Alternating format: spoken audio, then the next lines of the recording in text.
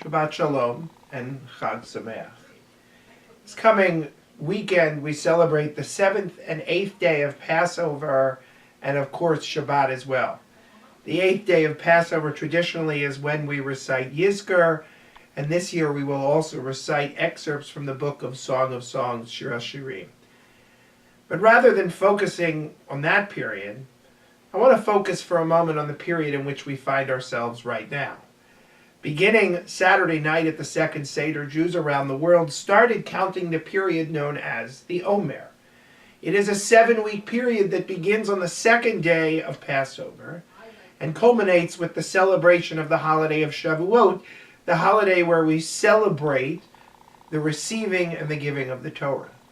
Traditionally, this period of Omer, at least for the first 32 days, is a period of quasi-mourning, a period of sadness, most likely hearkening back to the days of the destruction of the Second Temple, when the Jews of the time experienced unthinkable atrocities at the hands of the Romans and their emissaries.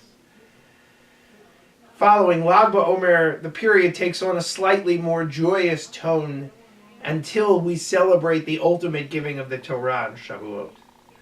But sometimes we focus on our ancient history too much so, to the point where it's at the expense of our modern history.